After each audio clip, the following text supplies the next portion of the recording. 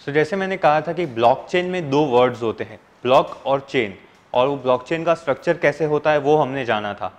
तो अभी ये ब्लॉक जो हर एक डिवाइस के अंदर अलग अलग ब्लॉक्स होते हैं, तो ब्लॉक कौन सा सही है वो वैलिडेट हम कैसे करेंगे, उसके लिए 4 मेथड्स हैं। सबसे पहला है प्रूफ ऑफ वर्क। एक सिंपल एग्जांपल लेते हैं। एक ब्लॉक में अगर दो फॉर्मूलाज हैं कि 2 × 2 = 4 एंड 2 × 5 = 10, एक ब्लॉक के अंदर सपोज ये दो फॉर्मूलाज हमने डाली हुई है, तो ब्लॉकचेन का सर्वर क्या करेगा, जो नेटवर्क है वो क्या करेगा, वो ब्लॉक जिस डिवाइस में है ना, वो डिवाइस को एक पजल दिया जाएगा। जैसे मैं आपको एक पजल देता हूं अभी, जो दो फॉर्मूलाज मैंने बताई कि 2 × 2 = 4 एंड 5 × 2 = 10, तो वो दो के साथ मैं आपको एक पजल देता हूं कि व्हाट इज 2 × 2 + 5 × 2। तो इसको हम BODMAS, जो बोर्ड मास हम मैथ्स में पढ़ते थे, उसके अकॉर्डिंग जब हम कैलकुलेट करते हैं तो इसका एक हमें आंसर मिलता है विच इज 14। तो ये एक पजल आपको मैंने एक बेसिक पजल सॉल्व करने के लिए दिया। तो ये पजल का एक आंसर जब आपका डिवाइस ब्लॉकचेन को रिटर्न करता है तो आपका ब्लॉक सही गिना जाता है कि आपके ब्लॉक में जो डेटा है उसके रिलेटेड अगर आपको कुछ पूछा जाए तो उसका जवाब आप दे सकते हैं, वो आपका ब्लॉक सही है। तो इसको कहते हैं प्रूफ ऑफ वर्क। ये इस तरीके से पहला मेथड है कि जिससे आपका ब्लॉक वेरीफाई हो सकता है कि आपका डेटा सही है। जो दूसरा मेथड है वो है प्रूफ ऑफ स्टेक, जो हम जानेंगे कि स्टेक यानी कि क्या, कि आपका जो डिवाइस है वो कितना परसेंटेज कंट्रीब्यूट कर रहा है इन द ब्लॉकचेन प्रोसेसिंग।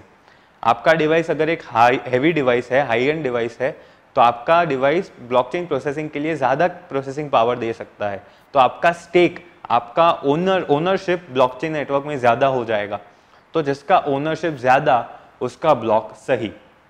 यानी कि पूरा नेटवर्क में अगर आपका 10% ओनरशिप है और कोई 20% ओनरशिप वाला है, तो 20% वाले का प्राइमरी सही गिना जाएगा और पूरे ब्लॉकचेन के बाकी सारे ब्लॉक्स को उसके अकॉर्डिंग चेंज कर दिया जाएगा। तीसरा आता है प्रूफ ऑफ एक्टिविटी। ये proof of work and proof of stake का एक कॉम्बिनेशन है। यानी कि सबसे पहले आपके ब्लॉक को एक पजल दिया जाएगा, वो पजल को जब आप सॉल्व करते हैं तो उस सारे जो ब्लॉक्स हैं वो सब इंडिविजुअली खुद के प्रोसेसिंग स्पीड के अकॉर्डिंग वो पजल को सॉल्व करेंगे। अभी जैसे ही सब लोग सॉल्व कर देते हैं, बाद में प्रूफ ऑफ स्टेक आ जाता है कि जिन जिन लोगों ने सबसे पहले परफॉर्म किया है, पहले 10 या पहले 3 या पहले 5, वो आपके मर्जी के अकॉर्डिंग होता है, उनमें से किसका ज़्यादा स्टेक है उसका ब्लॉक सही। यानी कि it is a hybrid model of proof of work and proof of stake. तो उन दोनों का कॉम्बिनेशन करके बना है प्रूफ ऑफ एक्टिविटी। जो चौथा मेथड है जिससे ब्लॉकचेन का ब्लॉक वेरीफाई हो सकता है वो है proof of elapsed time, POET। इससे क्या होता है, जैसे लॉटरी एल्गोरिदम्स होते हैं कि 100 नंबर अगर हमने उसको दे दिए तो वो रैंडमली लॉटरी एल्गोरिदम यूज करके कोई भी एक नंबर हमें सामने ला के दे देगा। जैसे हम हाउजी खेलते हैं तो हमें पता नहीं होता है कि 90 नंबर में से कौन सा नंबर कब आएगा, वैसे ही लॉटरी एल्गोरिदम से ये एक रैंडम डिवाइस को पकड़ लेगा कि इसका ब्लॉक सही, बाकी सब चेंज कर दो।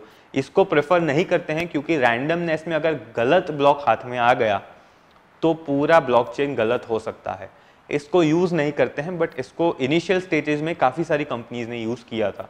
तो ये 4 मेथड से आपका ब्लॉक के अंदर जो डेटा है वो आप वैलिडेट कर सकते हैं। ब्लॉकचेन सर्वर खुद वैलिडेट करता है, आपको इसके अंदर कोई रोल नहीं है, आपको सिर्फ बता देना है कि किस तरीके से वैलिडेट करना है। आप खुद का भी एल्गोरिदम डिफाइन कर सकते हैं कि इस तरीके से क्या सही है क्या गलत है वो डिफाइंड हो। ये थोड़े बेस एल्गोरिदम्स हैं, इसके ऊपर रेगुलर बेसिस पे काफ़ी सारे नए एल्गोरिदम्स बनते रहते हैं according to your custom needs. Thank you so much for watching this video.